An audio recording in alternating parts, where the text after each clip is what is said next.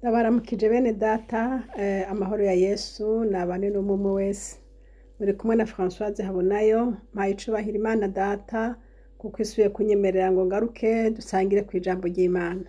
Reka dusenge.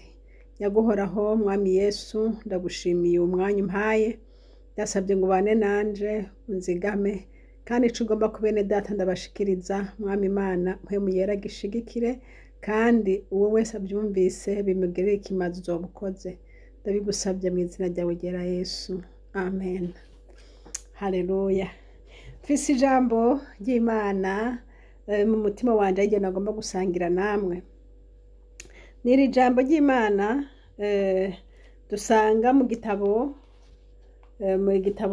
c'ibyo ku ngoma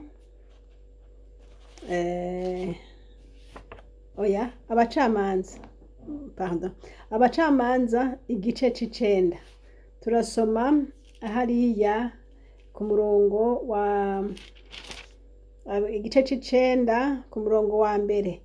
Maze Abimeleki mwene Yerubayali aja i Shekemu kwa Bayinarume avugana nabo hamwe nabo mu nzu ya sekuru abyara nyina, arababarira ati ehe nimumbarize ab'i Shekemu bose muti ico bamerera neza ni giki?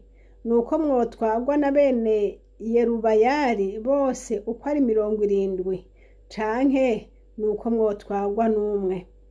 Kandi muribuka yuko ndi amaraso yanyu n'akara kanyu.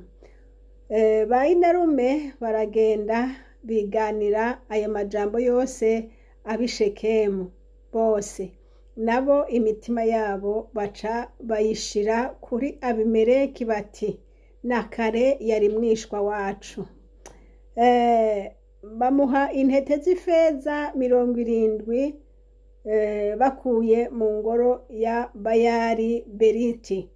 Abimeleki azihera abantu b'imburakimazi kandi binshirukanya bagendana nawe. Aja iwabo i Ofura yica bene se aribo bene Yerubayali, abakererera kw'ibuye rimwe. Ariko Yotamu umuhererezi wa Yerubayali ararokoka kuko yaciye yinyegeza. Maze abantu bose b'i Shekemu bakoranira hamwe n'ab'inzu ya Milo bose baja kwimikira Abimeleki munsi y'igiti c'umweroni cari mu musezero i Shekemu. Haleluya. Tubandanye hariya ku murongo wa 22 na 23. Nuko Abimeleki amara imyaka 3 ari waganza Abisirayeli.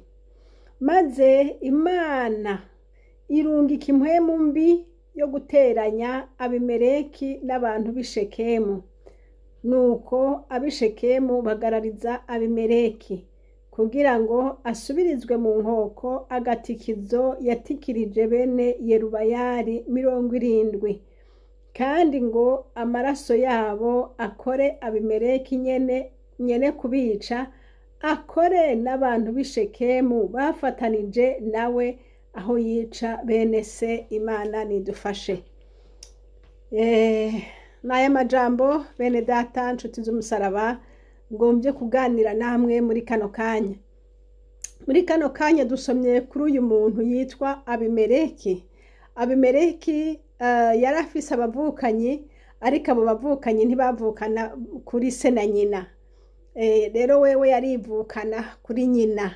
Hanyuma abo bavukana bandi urumva ko batari basangiye nyina. Rero igihe se apfuye vyasaba ko umwana umwe ariwe abaganza. Aca rero agenda kugira propagande hariya yavuka, hariyo iyo nyina avuka, agenda kugirayo propagande ababwira ati muragomba gutwarwa n'umwe canke murashaka gutwarwa na 70. Ati kandi mwibuke ko ndamaraso yanyu. Baca bavuga bati aha turagutoye. Baca baramutora. Bene data ico ngomba kuvuga hano muri aya majambo niki? Nuko uhereye kera propagande yaramye kandi n'uyu munsi irashakora. hanyuma kandi nta kuvuga ngo propaganda ni mbi, ni nziza, kuko kenshi na kenshi igihe y'ikintu ugomba ko kigenda neza murakivugira nyene. Imana ishimwe.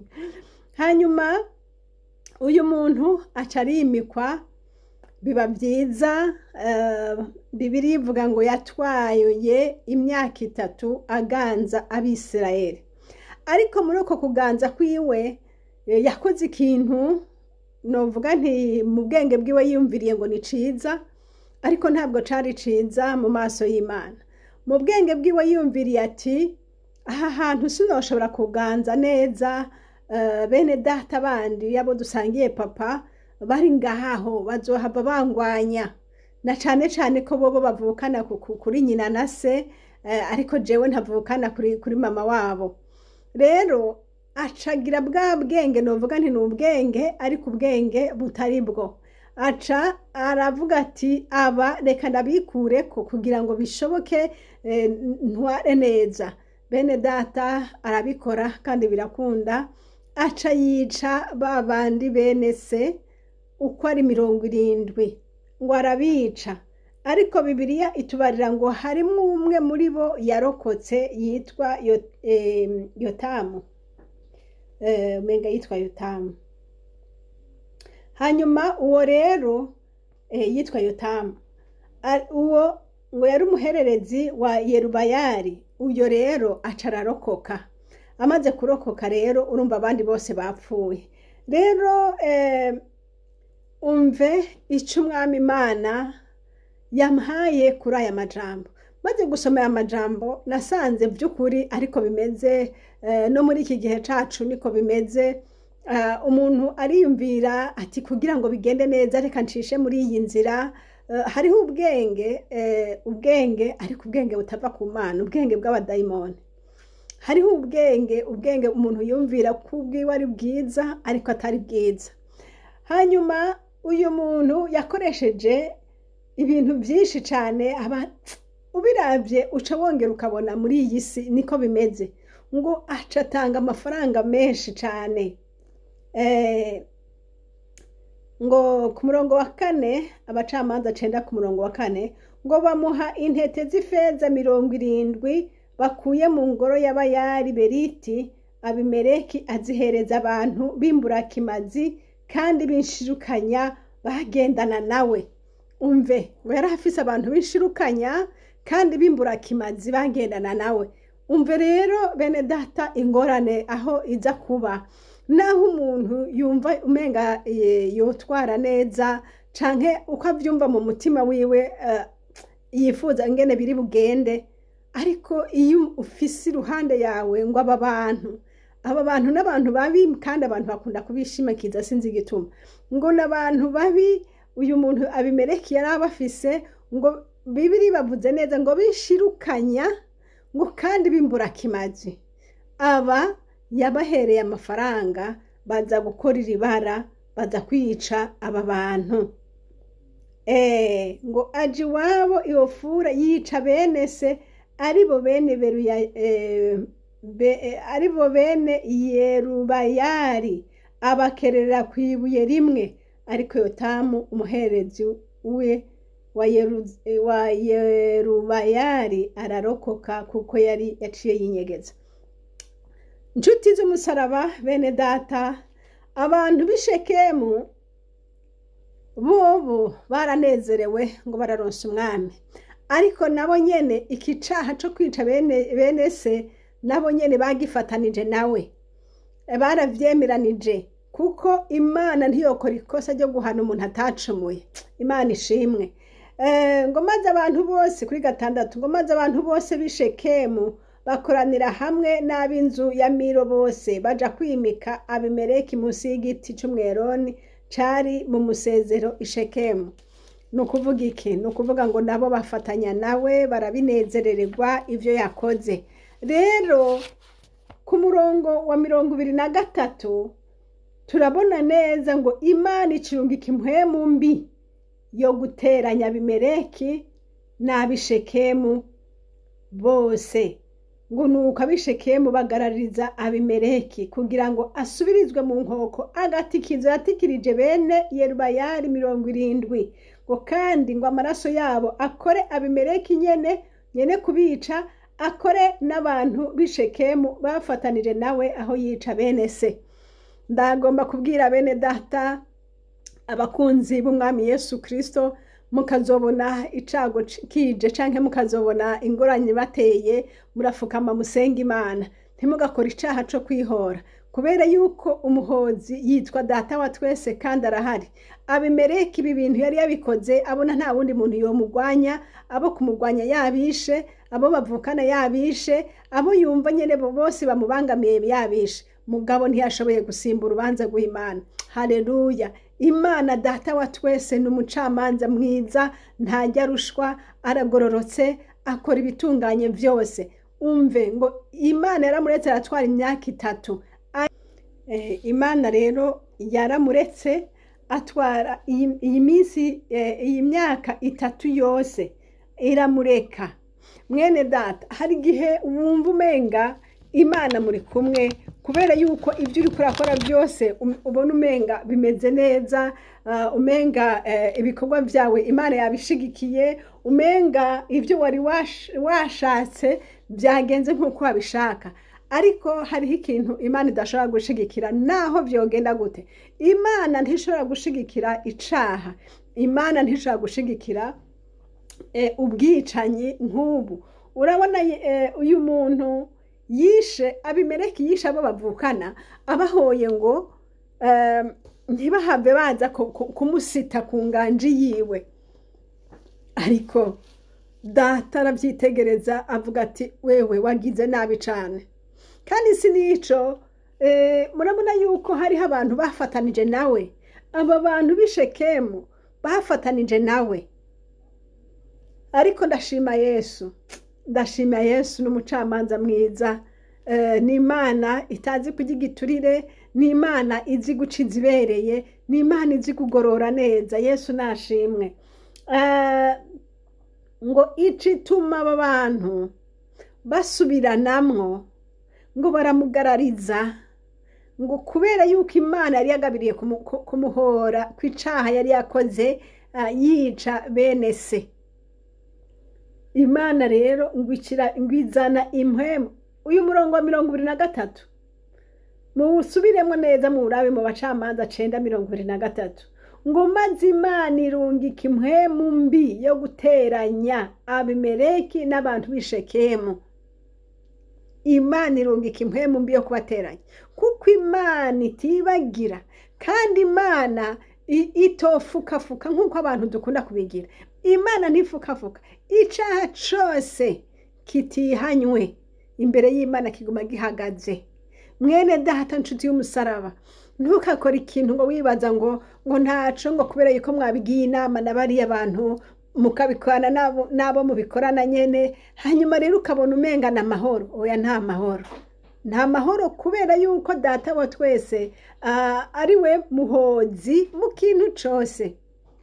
Ngire ko mbwira mwene data aho uri hose, ufise intambara bariko barakurenganya, ufise intambara mu rugo, ufise intambara mu muryango, ufise intambara mu ishengero, ufise intambara mu gihugu, aho hose ufise intambara. Humura, umucamanza mwiza yitwa Kristo. Haleluya! Uyo mucamanza mwiza, birashoboka ko wewe utaburyo ufise bwo kwihora, birashoboka ko wewe ukuri uraca mu bihe bigoye, nta n'uwundi muntu yokumva, nta n'uwundi muntu yogutabara. Haleluya! Ariko dufise Imana, dufise Imana isumba byose, dufise Imana ikomeye, dufise Imana ibona ibiri hafi n'ibiri kure, dufise Imana ishobora gutabara wa wundi atagira shinge na rugero, dufise Imana ishobora kuvyura urubanza naho ruba rwaramaze imyaka myinshi, vyose ikabishira ku murongo, kuko ari Imana isumba byose. Haleluya! Umva aka kantu ngo ku murongo wa 24, ngo kugira ngo asubirizwe mu nkoko agatikizo yatikije bene Yerubayali 70, ngo kandi ngo amaraso yabo akore abimeleki mwene kubica, akore no ku bantu b'Ishekemu bafatanije nawe aho yica bene se.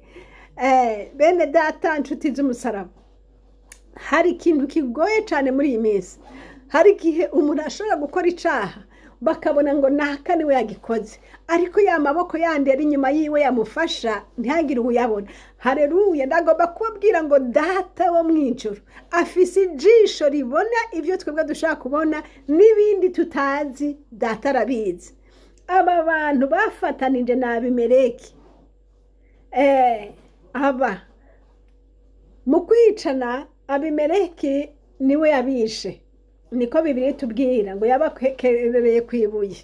Ariko ngo hariho abandi bantu b'Ishekemu ngo bafatanije nawe aho yica bene se. Mwene data nshuti y'umusaraba, ndakwinginze wihane. Bishoboka ko atabakubonye, bishoboka ko atanuwuzi uko wabigenjeje. Ashobora kuba ari we watanze telefone kugira ngo bice naka, ashobora kuba ari we watanze ya majambo n'aya ucuri kucuranura kugira ngo bigende kuri ya byagenze. Umve nkubarire, Imana niza guhanurira bikoze nawe ntizogusiga. Haleluya! Kuko Imana yacu izi guca iziroranye. Imana yacu isumba abacamanza bo mw'isi. Imana yacu irazi kugorora ibintu. Imana yacu irazi kumurika ahatabona. Imana ishimwe. Naho rero nariko mbwe nshuti yanje mwene data, utinye Imana, uyubahe kandi uyizere. Ntukababare, ntukiyumvire kwihora mu buryo bumwe canke mu bundi. Rekera data. Wowe nubona bitariko biragenda nk'uko ubishaka, senga Imana, ca mu nzira bikwiye gucamwo, kora uko ubona bikwiye kugenda. Mugabo wirinde icaha, wirinde ico cose cotuma kikuzanira ingaruka bigaharuga ko wakoze icaha. Imana data ibahezagire. Ariko niba warakoze icaha naho ni vyiza kwihana, kuko iyo umuntu yihanye Imana ntibikimuhana beneda. Iyo umuntu yihanye biba bimeze neza. Nuko rero umuntu wese atunganye inzira yiwe. Haleluya! Utunganye inzira yiwe yawe nshuti yanje mwene data uri kurankurikira, utunganye. Ashobora kuba wagiraniye accrochage n'umuvyeyi wawe, ushobora kuba wagiraniye ingorane n'uwo mukorana ku kazi, ushobora kuba wakoranye ibintu na groupe kanaka bigatuma ibintu bitagenda neza, canke bigatuma ibintu bigenda neza mugabo biciye mu nzira zitarizo. Ndaje kukubwira mu nyonga z'Imana isumba byose. Imana ntijya rushwa, Imana iragororotse, Imana ikora byose nk'Imana. Ese ico mukihana, hanyuma umaze kwihana data akakugirira imbabazi. Niko bimeze.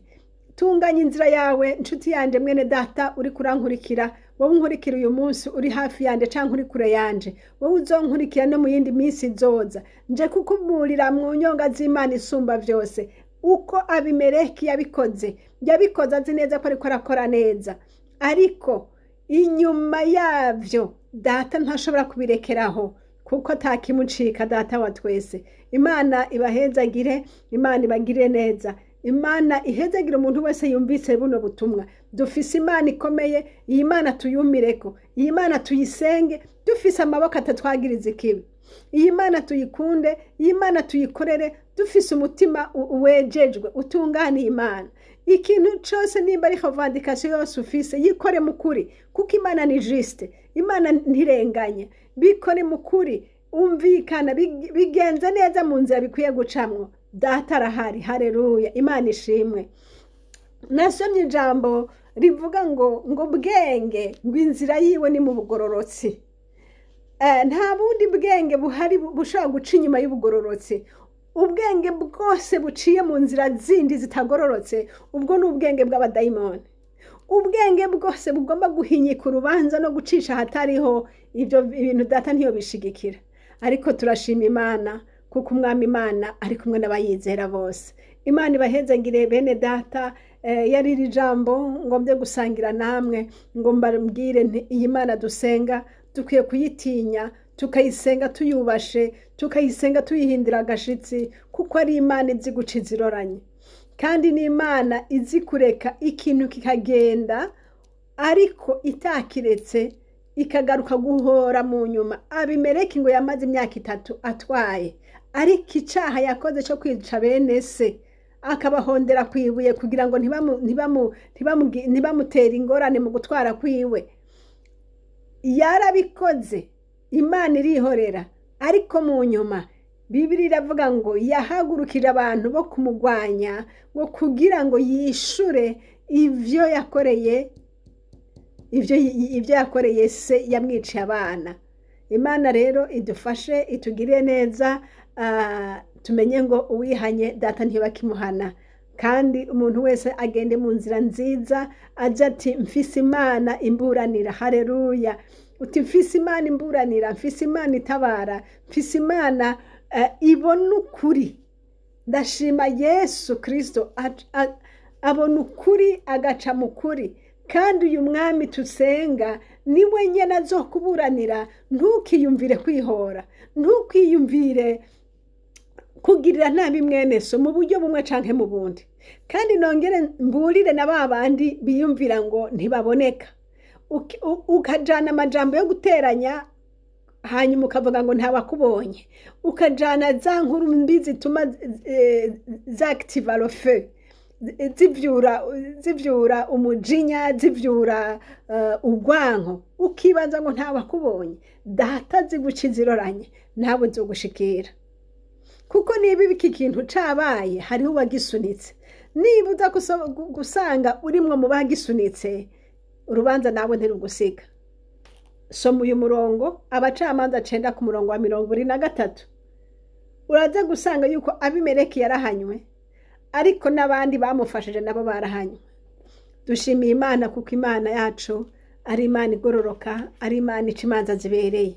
Imana rero idufashe, iduhe kuyizera n'umutima wose n'ubwenge bwose, dukureho amanyanga, dukureho ibintu byose byo guca imanza zitabereye, dukureho ibi bintu byose byo kugomba guhonga kugira ngo ibintu bigende neza. Nta bintu bishobora kugenda neza bitari mu kuri kw'Imana, ntibishoboka. Satani n'umubeshi, Satani aratuma umusuma ati genda wibe uzoca utunga, mugabo akamwibagiza yuko inyuma yo kwiba aca agenda akicara mu mpimba imyaka n'imyaka. Uko niko Satani ameze. Satani ntakwereka danja hiri, akwereka yuko bica bigenda neza. Ariko ndakuburiye mu izina rya Yesu, hindukirira Imana, data kugirire neza, kandi arakwiteze inshuti, arakwiteze, kuko hari ibintu byinshi ushobora kuba wagiye mutabizi. Hari ibintu byinshi ushobora kuba warakoze utibaza ko hari ingaruka yindi vyozana, ariko nubimenya ugasanga hariho ico wakoze, wihana imbere y'Imana, utunganye, data arakugirira neza. N'aya majambo Imana data wa twese ibahezagire, Imana ibagirire neza. Umuntu wese yumva agomba kugenda imbere y'Imana, ubanze wihane, witunganye. Data arahari, data aracakora no gushika uyu munsi, data ntasinziriye. Nico gituma dukwiye kumwizera, tukamwizigira. Mbega Yesu, ese ico mu muntu wese akamenya kwizigira Imana, akayizigira, kuko iyi ntico urwankunze, ntizi kubonera umuntu, ntizi guhana uwatacumuye. Imana ntizi guherereza urubanza ku utarufise. Oya, Imana rero nibahezagire, nibagire neza, turushizeho gukunda Imana no kuyegera n'imitima yacu yose, kuko ari wo mwami abonye ibyo dukenye, akamenya n'igihe tubikenereye. Data abaha umugisha. Mwari kumwe na Françoise Habonayo. Numero za telefone ni za zindi ni +46 768 00 65 46. Kandi iyi shene turiko tuvugirako ni shene Habonayo. Mwese umwami Imana abaha umugisha. Gitandara ndagushimiye, ndavuze urakoze kuko uri Imana. Haleluya! Ndagushimiye kuko ari wowe utugwanira ku murango no mwijoro. Ndagushimiye kuko udukunda kandi utubona. Ndagushimiye Yesu ko atakintu na kimwe kikurengana, wowe uzi guca imanza zibereye Yesu. Ndagushimiye kubwa Abimeleki mwami, waramuretse aratwara imyaka 3, ariko si uko wari umuretse, wari umurindirije igihe cawe co kwishura ivyo yakoze. Mwami Imana, nuko ndakwinginze udufashe, utugirire imbabazi Yesu. Hari ibintu byinshi twaragendeyemo tutazi. Mu izina rya Kristo ndasabye utubabarire, kandi ubabarire bene data, umuntu wese yumvise buno butumwa Mana umuhe kwihana bivuye mu mutima, umuhe kuza imbere yawe yatura icaha ciwe cose yakoze Mwami Yesu, kugira ngo twese tugende nk'uko ugomba. Ndabigushimiye kuri Imana kandi gukora ibirenze ibyo ndagusabye, ni mu izina ryawe ryera Kristo Yesu ndabisabye, amen. Haleluya.